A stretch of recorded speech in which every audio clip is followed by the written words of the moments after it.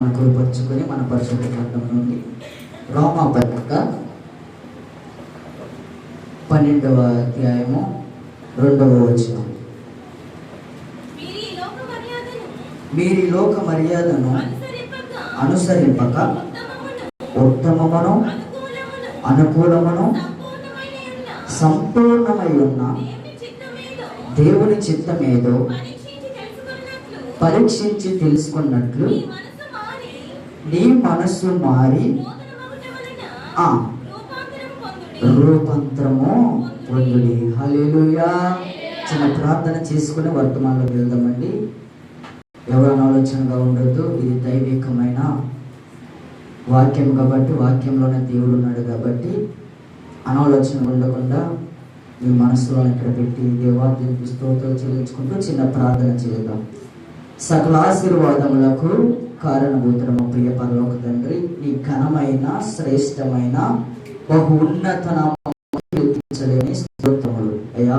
ఈ ఉదయకాల సమయంలో ఇటు రీతిగా ప్రభువు నిన్ను ఆరాధించడానికి, స్తుతించడానికి, మహిమపరచడానికి ఈ అమూల్యమైన తరుణం స్తోత్రం తండ్రి. అయ్యా, ఈ ఉదయకాల సమయంలో నీ వాక్య పరిచర్య చేయడానికి ఇచ్చిన సమయాన్ని బట్టి నీకే స్తోత్రం తండ్రి. అయ్యా, నా జ్ఞానం సరిపోదు, నా ఆలోచన సరిపోదు, నా తెలివి సరిపోదు నా తండ్రి. నీ దైవిక జ్ఞానాన్ని, దైవిక ఆలోచన నాకు వరంగా ప్రసాదించమని, సోటిగా తేటగా మమ్మల్ని హెచ్చరించండి, గద్దించండి, బలపరచండి, ఆదుకోమని నజరేయుడైన యేసుక్రీస్తు ప్రశస్తమైన దివ్యనామములో అడిగిచున్నాము ప్రియ పరలోక తండ్రి. ఆమేన్. హల్లెలూయా. చూసుకున్నట్లయితే ఈ రోమా పత్రిక 12వ అధ్యాయము 2వ వచనంలో చదువుకున్న రీతిగా మనకు ఏం కనపడుతుంది అంటే ఇక్కడ ఒక రూపాంతరం అనుభవం కనపడుతుంది. హల్లెలూయా. ఈ అపోస్తలుడైన పౌలు ఈ పత్రిక రాస్తూ రోమా సంఘంతో మాట్లాడుతూ, అప్పుడు వరకు మీరు దేవునికి సమర్పించుకున్న జీవితాలను, దేవుడికి ఏర్పరచుకున్న మీ బాప్తిసమని తీసుకున్న తర్వాత, దేవుడికి మీ జీవితం అంకితం చేసిన తర్వాత మీ జీవితాన్ని, మీ అనుభవాన్ని ఎలా అర్పించుకున్నారు, ఎలా మార్చుకున్నారు, ఎలా రూపుదిద్దుకున్నారు, లోకాన్ని విడిచి ఎలాగైతే నమ్మి బాప్తిసం పొంది దేవుని దగ్గరికి వచ్చి సమర్పించుకున్నారో, ఎలాగైతే మీరు రూఢిగా నమ్ముకున్నారో, మీరు ఎలా జీవించాలి, ఏ విధంగా ఉండాలి, సమర్పించుకున్న జీవితాన్ని ఎలాగా మీరు రూపాంతరం చేసుకోవాలి, ఎలా నూతన క్రియలోకి వెళ్ళాలి, ఎలా నూతన అనుభవంలోకి వెళ్ళాలని అపోస్తలుడైన పౌలు రోమా సంఘంతో మాట్లాడుతాడు అన్నమాట. చూడండి, ఈ మొదటి వచనంలో చూస్తే, 12వ వచనంలో చూస్తే, కాబట్టి సహోదరులారా పరిశుద్ధమును సజీవ యాగముగా మీ శరీరములను ఆయనకు సమర్పించుకోవడని దేవుని వాత్సల్యమును బట్టి మిమ్మల్ని బ్రతిమాలుకొనుచున్నాను. హల్లెలూయా. ఇక్కడ సమర్పించుకున్న జీవితం ఏ విధంగా ఉండాలి, సమర్పణ చేసుకున్న జీవితం ఏ విధంగా ఉండాలి, తర్వాత దేవునికి అంకితం అయిపోయిన జీవితం ఎలా ఉండాలంటే రూపాంతరం చెందే విధంగా ఉండాలి. హల్లెలూయా. ఇక్కడ అపోస్తలుడైన పౌలు ఈ పత్రిక రాస్తూ, ఇది క్రైస్తవ జీవితంలో అత్యంత ఆచరణాత్మకమైన కీలకమైన ఒక మంచి వచనం అన్నమాట. ఏంటంటే మీ జీవితం మార్చబడుట. హల్లెలూయా. చూసుకున్నట్లయితే మన అంశం వచ్చేసి, మనం ధ్యానం చేసుకున్న అంశం వచ్చేసి రూపాంతరం. హల్లెలూయా. ఏంటండి రూపాంతరము? దానికి ముందుగా అపోస్తలుడైన పౌలు 2 మంచి మాటలు తన సంఘానికి నేర్పించుకుంటున్నాడు. చూడండి, అదే వచనంలో ఈ లోక మర్యాదను అనుసరింపక, 1వ మాట అండి నేను చెప్పబోతున్నా. ఈ 2 మాటలు చూడండి. ఇక్కడ లోక మర్యాదను అనుసరింపక అని చెప్తున్నాడు.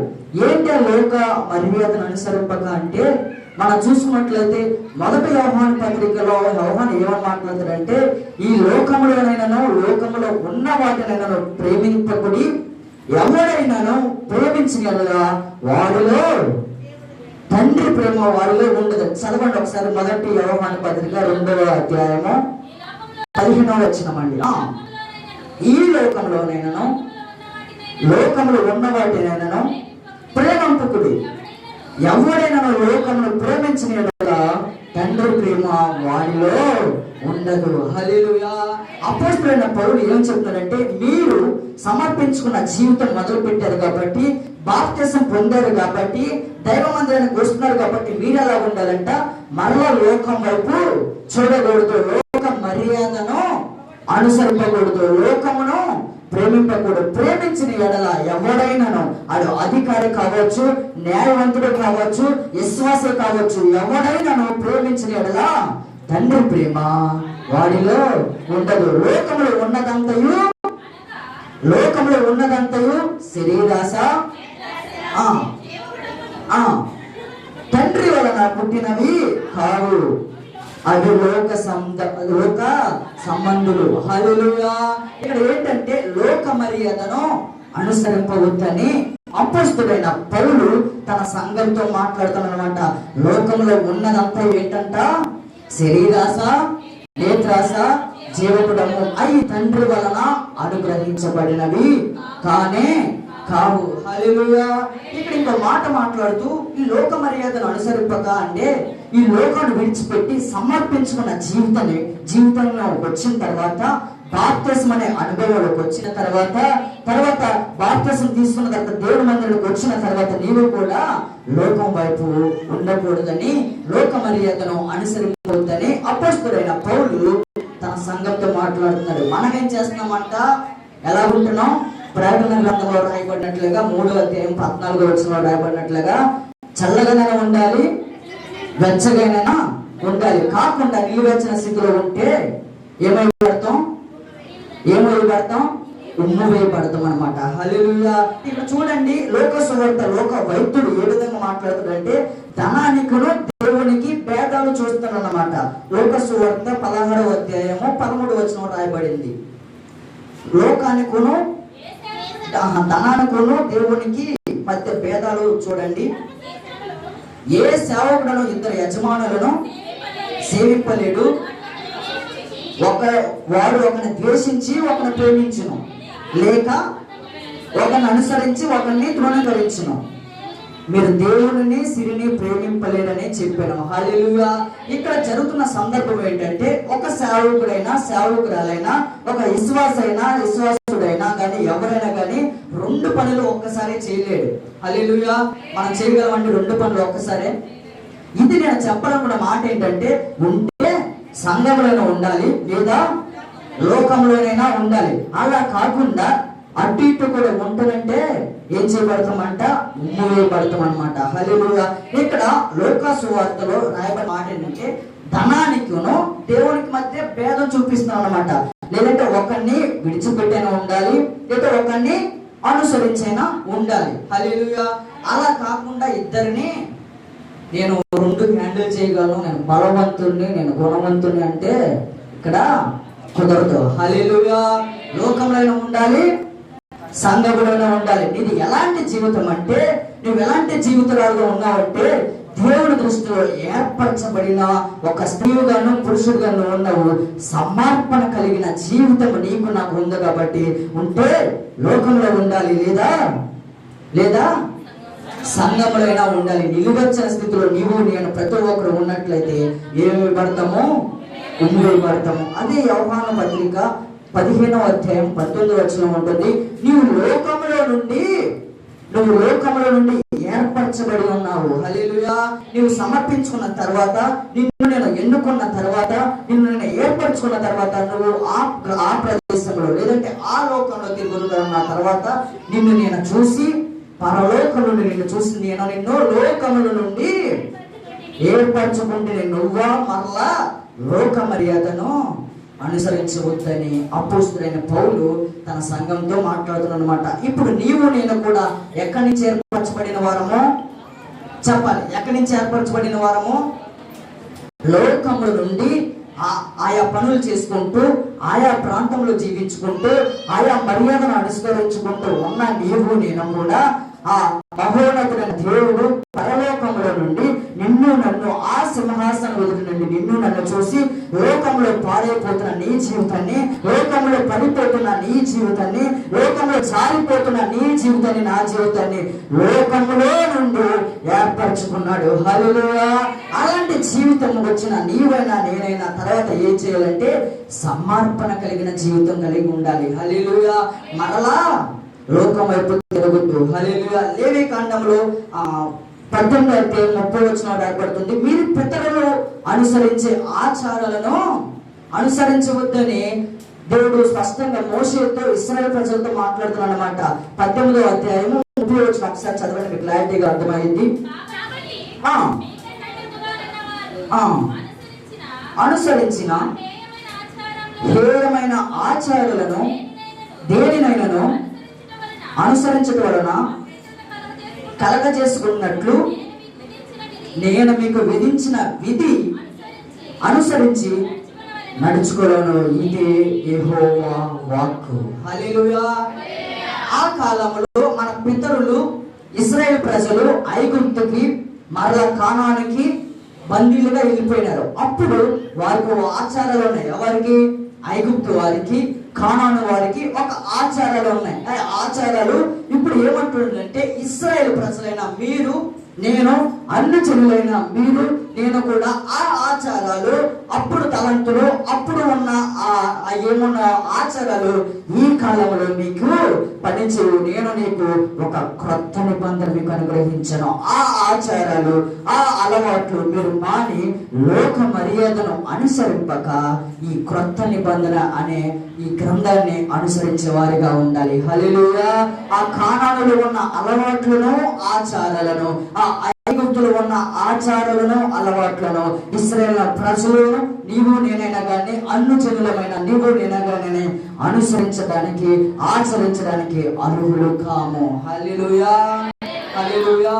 అలాంటి అలవాట్లు మన జీవితంలో ఉన్నాయేమో, అలాంటి ఆచారాలు మన కుటుంబంలో ఉన్నాయేమో, అలాంటి క్రియలు నీ జీవితంలో కానీ, నా జీవితంలో కానీ, మన గ్రామంలో కానీ అలాంటి హేయమైన ఆచారాలు, హేయమైన అలవాట్లు, హేయమైన ఆ భక్తి ఉందేమో, అది ఐగుప్తు ప్రజలకే అది అర్హత. ఇశ్రాయేలు ప్రజల నీవు నేను ఏర్పరచబడిన ఈ బిడ్డకు ఏర్పరచబడిన నీకైనా, సమర్పణ కలిగిన జీవితం నీకైనా కానీ, నాకైనా కానీ అది అర్హత లేదు. దేవుడు ఇచ్చిన ఈ కొత్త నిబంధన అనుసరించే వారిగా ఉండాలి. హల్లెలూయా. హల్లెలూయా. అపోస్తలుడైన పౌలు తన సంఘంకి నేర్పిస్తున్నాడు అన్నమాట. ఏంటంటే, నీవు నేను కూడా దేవుని దృష్టిలో ఏర్పరచబడిన లోకములో తిరుగుతున్నప్పుడు నిన్ను నేను ఎన్నుకొని, నిన్ను నేను రక్షించి, నీవు నా దగ్గరికి చేర్చుకున్నాను, నా సింహాసనంలో ఒక చోటించాను. నీవు మరలా లోకం వైపు, లోక మర్యాదను అనుసరించవద్దు. హల్లెలూయా. ఇప్పుడైనా కానీ మన జీవితంలో అలాంటి ఆచారాలు, అలాంటి కట్టుబాట్లు, అలాంటి అలవాట్లు మన జీవితంలో ఉన్నాయేమో. ఎలాంటి అంటే హేయమైనవి. అంటే ఐగుప్తు వారు, కానాను వారు ఆచరించిన అలవాట్లు మన జీవితంలో ఎప్పటికీ జరుగుతున్నాయి. మనము తెలుసుకుని, మనం వాటిని గ్రహించి వాటిని వదిలిపెట్టే వారిగా ఉండాలి. లోక మర్యాదను అనుసరింపక ఏది ఉత్తమమో, ఏది అనుకూలమో చదవండి. 12:2 రోమా. దేవుని చిత్తం ఏమేదో పరీక్షించి తెలుసుకోవాలన్నమాట. హల్లెలూయా. ఇప్పుడు చెప్పండి, మనకి ఏ అలవాట్లు కావాలో, ఏ ఆచారాలు కావాలో, ఎలాంటి క్రియలు కావాలో పరీక్షించి తెలుసుకోవాలి. పరీక్షించాలంటే ఎక్కడికి రావాలి? మనము క్రొత్త నిబంధన దగ్గరికి రావాలి. క్రొత్త నిబంధన దగ్గరకు వస్తే ఇది కరెక్టో, తప్పో, ఒప్పో మనకు తెలుస్తుంది అన్నమాట. మన ఆలోచనలు వేరు, దేవుని ఆలోచనలు వేరు. మన తలంపులు వేరు, ఆయన తలంపులు వేరు. ఏది ఉత్తమమో, ఏది అనుకూలమో పరీక్షించి తెలుసుకోవాలి. ఇప్పుడైనా గాను లోక మర్యాదను అనుసరింపవద్దు. హల్లెలూయా. రెండో మాట ఏం చెప్తున్నాడంటే దేవుని చిత్తము తెలుసుకోండి. 12:2 చదవండి, మీకు అర్థమవుతుంది. అది మొదటి మాట, లోక మర్యాదను అనుసరించవద్దు. రెండవ మాట, దేవుని చిత్తమేదో పరీక్షించి తెలుసుకొనుడి. హల్లెలూయా. హల్లెలూయా. గట్టిగా చప్పట్లు కొట్టు దేవాత్మని స్తోత్రాలు చేద్దాం. మొదటి మాట ఏంటంటే లోక మర్యాదను అనుసరించవద్దు. ఏది ఉత్తమమో, అనుకూలమో పరీక్షించి గ్రహించి దాని చొప్పున నడుచుకోవాలి. రెండో మాట ఏంటంటే దేవుని చిత్తం ఏంటో పరీక్షించి తెలుసుకోవాలి. హల్లెలూయా. ఒక మాట రాయబడింది మత్తయి సువార్తలో, ప్రభువా ప్రభువా అనేవాడు పరలోక రాజ్యానికి వెళ్ళడు. ఎందుకని చెప్పాలి.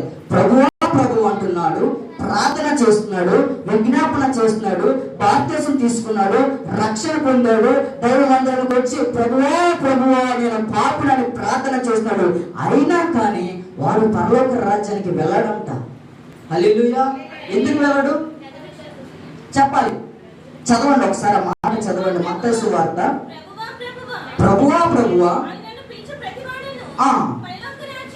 పరలోక రాజ్యంలో ప్రవేశింపడు గాని పరలోకమందున్న నా తండ్రి చిత్త ప్రకారం చేయువాడే ప్రవేశించిన. హల్లెలూయా. ఇక్కడ ఏంటి, రోమా పత్రికలో 12వ అధ్యాయం 2వ వచనంలో అపోస్తలుడైన పౌలు తన సంఘానికి ఏం నేర్పిస్తున్నాడంటే, తండ్రి చిత్తం ఏంటో పరీక్షించి తెలుసుకోండి అని చెప్పాడు. హల్లెలూయా. ఇక్కడ మత్తయి సువార్తలో ప్రార్థన చేస్తున్నాడు, విజ్ఞాపన చేస్తున్నాడు. ఒక భక్తురాలైనా విశ్వాసైనా విశ్వాసురాలైనా కానీ ప్రార్థన చేస్తున్నాడు. కానీ పరలోక రాజ్యం గురించి ప్రార్థన చేస్తాము. ఎవరైనా సహజంగా దేవుని మందిరంలో ఉండాలి, పరలోక రాజ్యం ఉండాలి అనే మనం ఆశీర్వాదాల గురించి ప్రార్థన చేస్తాం. ఇక్కడ కూడా ఒక భక్తుడు అనుకోండి, లేదా మత్తయ్య అనుకోండి, లేదా నువ్వు నేను అనుకోండి, ప్రభువా ప్రభు అంటున్నాడు, ప్రార్థన చేస్తున్నాడు, దైవ మందిరానికి వచ్చాడు, ప్రభువుని పిలుచుచున్నాడు. కానీ వాడంతా పరలోక రాజ్యానికి వెళ్ళడు. హల్లెలూయా. ఎందుకంటే దేవుని చిత్తం ఏదో, తండ్రి చిత్తం ఏదో, ఆయన ఆలోచన ఏంటో, ఆయన యావత్తేంటో తెలుసుకొనక ప్రార్థన చేస్తున్నాడు. హల్లెలూయా. ఆయన తలంపులు ఏంటో తెలియకుండా, నీ పట్ల ఆయన ఆలోచన ఏంటో తెలియకుండా, నీ పట్ల ఆయన ఏర్పాటు ఏంటో తెలియకుండా ప్రభువా ప్రభువా తండ్రి తండ్రి యేసయ్యా యేసయ్యా అంటే అది ఎక్కడికి పోదు. హల్లెలూయా.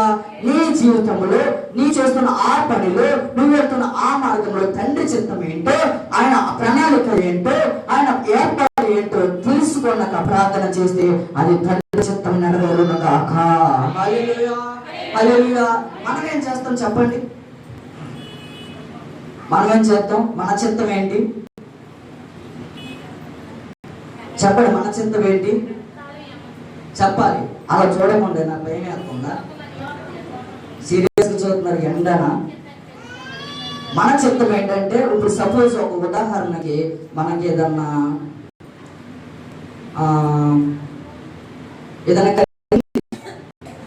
అనుకోలేదు, కరిచింది అనుకోండి, ఎక్కడికి వెళ్తాం? ఎక్కడికి వెళ్తాం?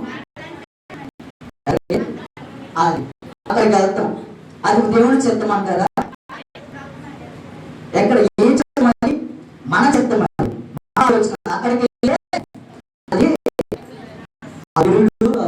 లేదంటే అది ఇరిగిపోతావు, ఖర్చుగా చచ్చిపోతావు, ఏంటో తెలియదు. అక్కడికి వెళ్తే మనకు అది ఏంటంటే నీ శ్వాసము నీ చిత్తము. కానీ బైబిల్ గ్రంథం ఏం చెప్తుందంటే, మంత్ర సంచిత్రం ఏమీ లేదు, వాడి చిత్తం కాదు.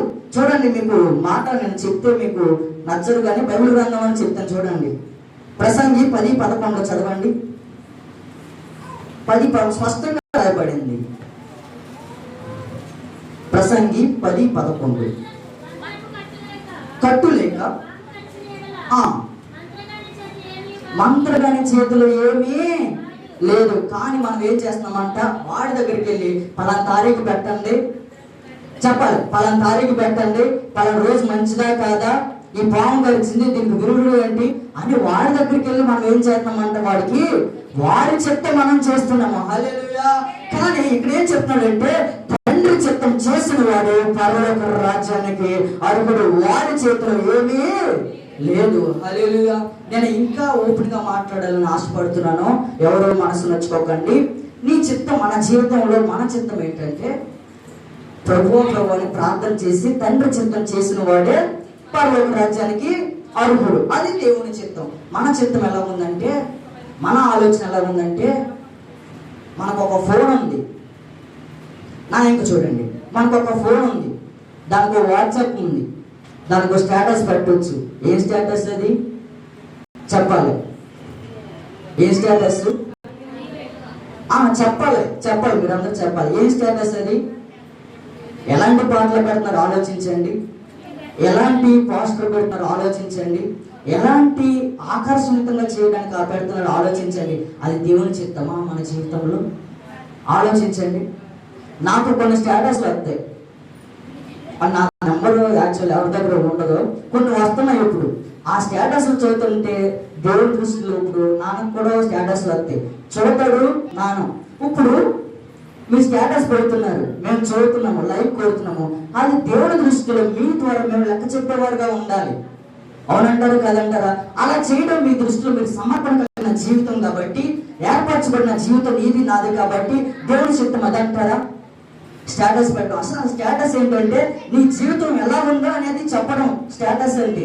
నా జీవితంలో నేను ఈ స్థాయిలో ఉన్నాను, నా జీవితం ఎంత మాదిరిలో ఉన్నాను, ఎంత ఎత్తులో అనేది స్టేటస్. నీ స్టేజ్ పెట్టండి, పర్వాలేదు. లేదా దేవుడి వాక్య సువార్త చేయండి, పర్లేదు. కానీ ఆ సినిమా పాటలు, ఆ సినిమా కొటేషన్స్, ఆ ప్రేమ లేఖలు అవి పెట్టకండి. అది దేవుని చిత్తం కాదు. మీ ద్వారా మేము లెక్క చెప్పేవారుగా ఉండాలి. హల్లెలూయా. మీకు అది ఇష్టం అనుకోండి, అది మీ చిత్తం అనుకోండి. నా ఇంక చూడండి ఒక్క మాట. అది మీ చిత్తం అనుకోండి, అది మీ ఆలోచన అనుకోండి. రెండు పనులు చేయండి. ఒకటి, మా నెంబర్ ఉన్న డిలీట్ చేసేయండి. చెప్పాలి, మా నెంబర్ ఉన్న డిలీట్ చేసేయండి, లేదంటే మమ్మల్ని హైడ్లో అన్నా పెట్టేయండి. మీ ద్వారా మేము లెక్క చెప్పేవారుగా ఉండాలి. అవునంటారా కాదంటారా? మా నెంబర్ అన్నా డిలీట్ చేసేయండి, లేదా మమ్మల్ని హైడ్లను పెట్టండి. ఆ సిటీస్ వెళ్ళబోతే నేను అడగని నేను చెప్తాను. హల్లెలూయా. మమ్మల్ని ఆపేసి అందరికి పెట్టుకోండి. లేకపోతే మీ ద్వారా మేము బాధ్యులవుతాం. అక్కడ నీ సంఘానికి ఏమి నేర్పించుకున్నావు, నీ సంఘంలో స్టేటస్ పెడుతుంది ఏం చూస్తావని దేవుడు కూడా అప్డేట్ అయి ఉంటాడు కదా. మనమే అప్డేట్ అయ్యాము, మనమే జనరేషన్ మారుతున్నాం. దేవుడు కూడా అప్డేట్ అయి ఉండొచ్చు కదా. ఏం స్టేటస్ పెట్టించావు అని ఆ లెక్క అడిగి చెప్పినా దేవుడు అడుగుతాడు, జాగ్రత్త, నీ జీవితము సమర్పణ కలిగిన జీవితము. నీవు నేను కూడా లోకంలో నుండి ఏర్పరచబడిన వారము. నీవు నేను కూడా దేవుని దృష్టిలో ఒక ఉత్తమమైన అనుకూలమైన ఒక వ్యక్తివి, అమూల్యమైన వ్యక్తివి. నీ జీవితాన్ని కోల్పోవద్దు, నీ సమర్పణని జారిపోవద్దు, నీ సాక్ష్యాన్ని విడిచిపోవద్దు, నీ దర్శనాన్ని విడిచిపోవద్దు, నీ విడిచిపోవద్దు. దేవుని దృష్టిలో ఏది అనుకూలమో ఆయన చిత్తం నెరవేర్చు. దేవుని యందు అక్కడ సకల పరిశుద్ధులకు ఆనందించాలి. హల్లెలూయా. ఆలోచించండి, ఒక్కసారి ఆలోచించండి. నువ్వు పెట్టే ఆ స్టేటస్లే కానీ, నువ్వు పెట్టే ఆ కొటేషన్లే కానీ, నువ్వు చేసే ఆ రీల్స్ అయినా కానీ అది దేవుని చిత్తం అంటారా? దేవుని చిత్తం అంటారా? కాదు కాదు. దేవుని చిత్తము అది కాదు. ఏది అనుకూలమో, ఏది ఉత్తమమో అది తెలుసుకొని ఆ అడుగుజాడలను అడిగితే అప్పుడు ప్రభువా ప్రభు అన్నవాడు పరలోక రాజ్యానికి అర్హుడు అవుతాడు. మన చిత్తము కూడా ఎక్కడికో వెళ్ళి, ఎవరి దగ్గరకో వెళ్ళి, ఈ రోజు బాగుందా, ఆ రోజు బాగుందా, ఈ రోజు ఏ సమయంలో బాగుంటుంది, ఏ నిమిషంలో బాగుంటుంది, ఏ సెకండ్లో బాగుంటుంది అని అడగవద్దు. వారి దగ్గర కూడా ఏమీ లేదు. నేను చెప్పిన మాట కాదు, బైబిల్ గ్రంథంలో ప్రసంగి 11:14 మరలా చదువుకోండి, స్పష్టంగా రాయబడింది. వారి చేతుల్లో కూడా ఏమీ లేదు. మీరు వాడి దగ్గరికి వెళ్ళి వాడి చిత్తం చేయడం ద్వారా నీ సాక్ష్యం పాడైపోతుంది, నీ జీవితం పాడైపోతుంది, నీ ద్వారా నీ కుటుంబం పాడైపోతుంది, నిన్ను చూసి మాదిరిగా ఉన్న వాళ్ళు కూడా పాడైపోతున్నారు. హల్లెలూయా. అది జాగ్రత్త పెట్టుకుని ఏది అనుకూలమో, ఏది ఉత్తమమో అది చూసి ముందుకు వెళ్ళే వారిగా ఉండాలి. హల్లెలూయా. మొదటి మాట, లోక మర్యాదను అనుసరించవద్దు. రెండవది, దేవుని చిత్తం ఏదో తెలుసుకునండి. మూడవది, అసలైన మ్యాటర్ మనం వద్దామని నేను ముగిచేస్తాను, 12 గంటలైంది, కంగారు పడద్దు.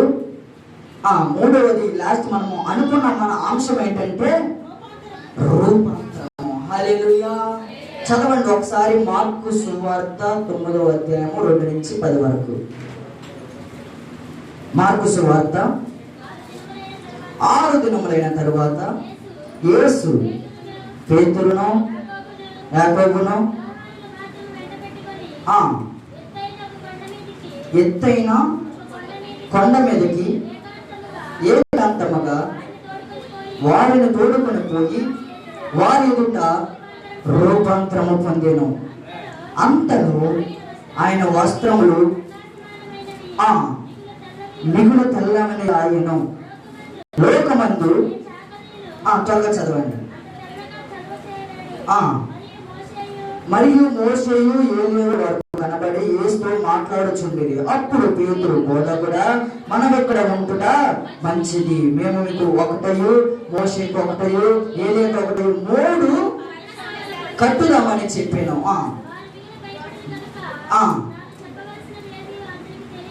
తెలియలేదు.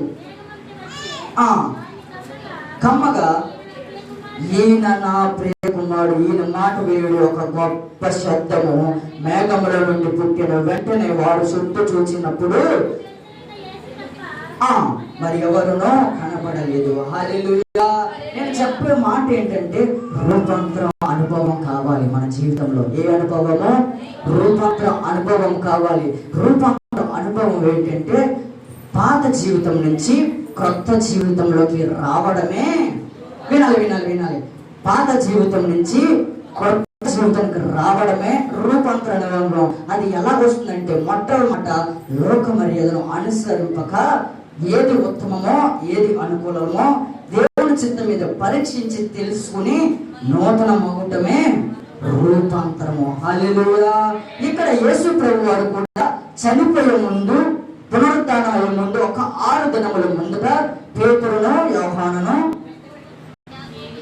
పేతురును యాకోబును యోహాను మాత్రమే వెంట పెట్టుకుని ఎత్తైన ఒక కొండ మీదకి ఏకాంతంగా వారు దూడుకుని పోయి వారి ఎదుట రూపాంతర పొందెను. హల్లెలూయా.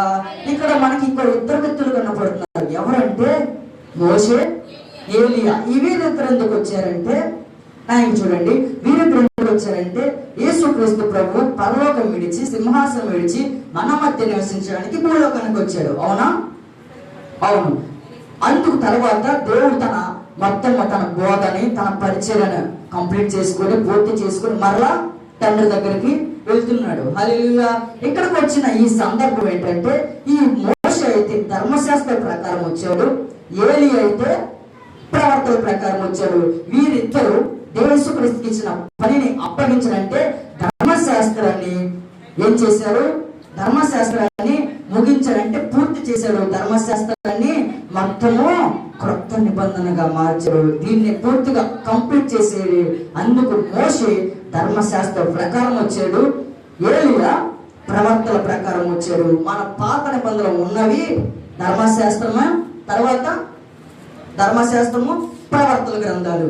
ఇవి 2 పూర్తి చేశారు కాబట్టి యేసుక్రీస్తు ప్రభు వారు వచ్చి ఈ లోకానికి వచ్చి అవి 2 పూర్తి చేశారు కాబట్టి వారిద్దరికి అప్పచెప్పడానికి వారిద్దరు యేసుక్రీస్తును ఎదుర్కోవడానికి వచ్చారు. హల్లెలూయా.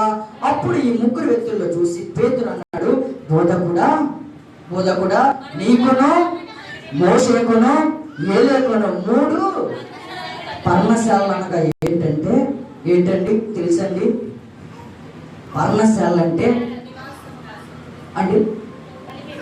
బలిపీఠము కాదు. పర్ణశాల అంటే చిన్న గుడిసెలు. హల్లెలూయా. చిన్న త్వరకి మనకి గుడారాలు వేసేవాళ్ళు, కరెక్ట్గా గుడారాలు వేసేవాళ్ళు, టెంట్ వేసి గుడారాలు వేసేవాళ్ళు. అవి పర్ణశాలలు అంటారు. ముగ్గురు ఈ బొమ్మలు పెట్టి పేతురు అంటాడు, మీ ముగ్గురికి 3 పర్ణశాలలు కట్టాలని ఆశపడుతూ అన్నాడు. కానీ అది జరగలేదు. హల్లెలూయా. తర్వాత గొప్ప శబ్దంతో తండ్రి వచ్చి మేఘముతో, ఈయన నా ప్రియకుమారుడు, ఈయన యందు నేను ఆనందించుచున్నాను. హల్లెలూయా. ఇక్కడ చూడండి, రూపాంతరం అనగా పాతం నుంచి క్రొత్తగా మాడు. నేను క్లుప్తంగా ఒక బాగా గుర్తు పెట్టుకోవడానికి ఒక ఉదాహరణ చెప్పాలని ఆశపడుతున్నాను. ఏంటంటే ఆ ఉదాహరణ రూపాంతరం అనేపాటికి మీకు ఈ ఉదాహరణ గుర్తు రావడానికి చెప్తున్నాను. ఏంటంటే ఒక గొంగళ పురుగు ఉంది.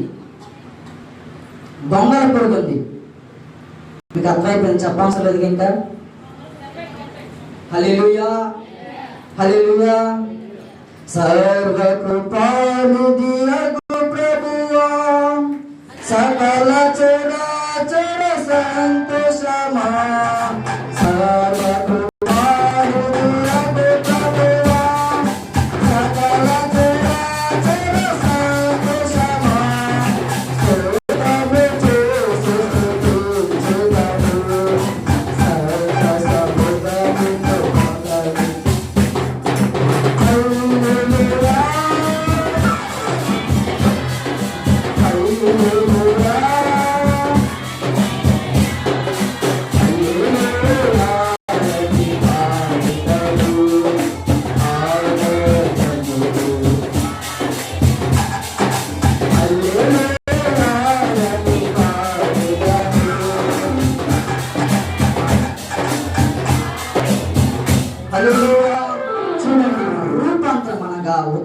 ఇంకా చెప్పాలంటే గొంగళి పురుగు ఉంది. గొంగళి పురుగు ఎలాంటి జీవితం చూడండి, ఎక్కడ కనపడితే మనం ఏం చేస్తాం? ఎందుకని అసలు అది దాన్ని చూస్తేనే దాన్ని ఏమంటారు, ఉళ్ళు. అలాంటి జీవితం కలిగిన గొంగళి పురుగు అనమాట. హల్లెలూయా. ఆ గొంగళి పురుగు కనపడమే మనం కాలుతోనో చెప్పుతోనో దేంతో ఏదో విధంగా ఏం చేద్దాం అనమాట, చంపేద్దాం, దాన్ని బ్రతకనేమో అనమాట. దాన్ని తీసుకెళ్ళి బీరువాలో దాచుకుంటామా? దాచుకున్నాం. దాని నుంచి వచ్చే అదంతా ఓకే అండర్స్టాండ్ చేసుకోండి. గొంగళి పురుగు అలాంటి జీవితం కలిగింది. దాన్ని మనము దగ్గర చేర్చుకోలేము, దగ్గర తీసుకోలేము, దాన్ని అంటుకోవడానికి కూడా మనము ఇష్టపడము. కానీ ఆలోచించండి, కానీ తర్వాత కొన్ని రోజులైన తర్వాత సైన్స్ ప్రకారం మెటామోర్ఫిస్ అనే ఒక ప్రక్రియ ప్రకారము అదేమవుతుందంటే కొన్ని రోజులకి ఎలా మారుతుంది? ఒక అందమైన రంగురంగులు గల సీతాకోక చిలుకగా మారుతుంది. హల్లెలూయా. అప్పుడు పట్టుకుంటారా? ఎందుకు పట్టుకుంటారు? అప్పుడు ఒక అందమైనగా ఆకర్షణీయంగా రంగురంగులు కలిగి దాని వెంట పరిగెత్తి పట్టుకుంటాం. అంతకుముందు తన జీవితం ఎలాగుంది? గొంగళి పురుగు కాళ్ళతో తొక్కివేసాము, చంపివేసాము, దాన్ని ఇష్టం లేకుండా ఎక్కడో దూరంగా పెట్టేసాము, దాన్ని అంటుకోవడానికి చూడడానికి కూడా అసలు దాని దగ్గర కూడా పోలా. కానీ కొన్ని రోజులు అయిన తర్వాత తన జీవితం దాన్ని ప్రక్రియ చేసుకుని, తన జీవితం మార్చుకుని, తన మనసు మార్చుకుని, తన శరీరం మార్చుకుని, తన జీవం మార్చుకుని ఒక అందమైన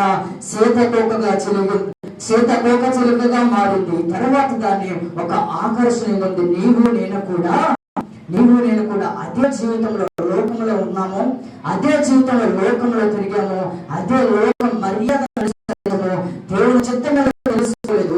తర్వాత లోకంలో నుండి నీవు నేను కూడా ఏర్పరచబడి దేవుని మందిరంలోకి వచ్చాము, సమర్పణ కలిగిన జీవితంకి వచ్చాము. మరలా గొంగళి పురుగు మనం మారకుండా, మరలా దాని అనుభవంలో కలగకుండా, మరలా లోకంలోకి పోకుండా సీతాకోక చిలుకలు అందరికీ ఆకర్షణీయంగా ఉందరు కాక. హల్లెలూయా.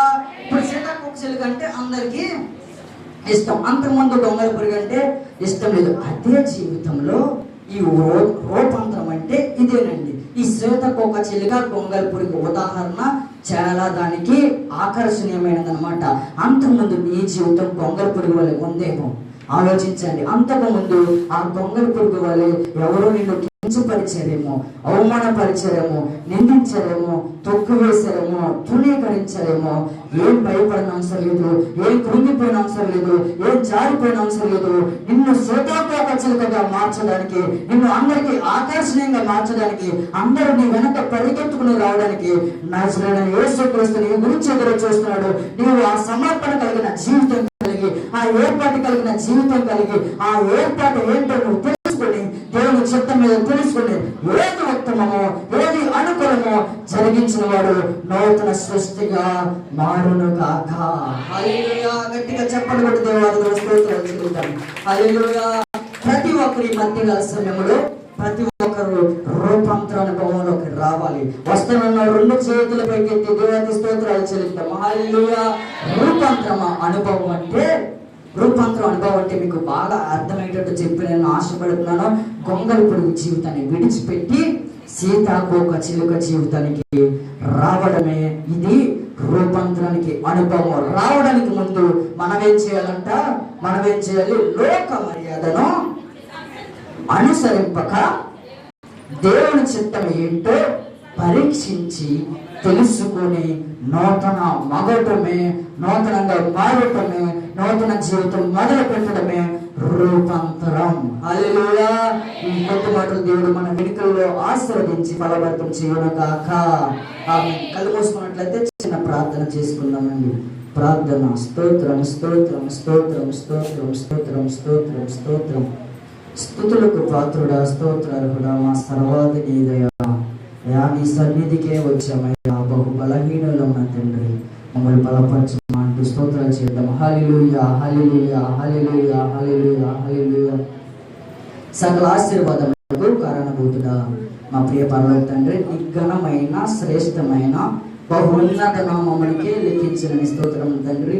అయ్యా ఉదయకాల సమయంలో ప్రభా ఇటు రీతిగా ప్రభా మేము రూపాంతరం అనే అనుభవాలకి రావడానికి ఇచ్చిన నీ అమూల్యమైన కృపను బట్టి నీకే స్తోత్రం తండ్రి. అయ్యా లోక మర్యాదను అనుసరించకుండా నీ చిత్తం ఏదో, నీ ఆలోచన ఏదో, నీ తలంపు ఏదో మేము పరీక్షించి తెలుసుకుని నూతనంగా మారాలని ఆశపడుతున్నాను ప్రభా. ఆశ గల ప్రాణంలో మేలుతో తృప్తిపరుస్తున్న ప్రభా, ఈ మధ్య హాలస్యంలో నన్ను తృప్తిపరచమని, నన్ను ఆదరించమని, రక్షించమని, బలపరచమని నజరేయుడైన యేసుక్రీస్తు ప్రశస్తమైన నామములో అడిగి వినయముగా కోరుకుంటున్నాము మా ప్రియ పరలోకపు తండ్రి.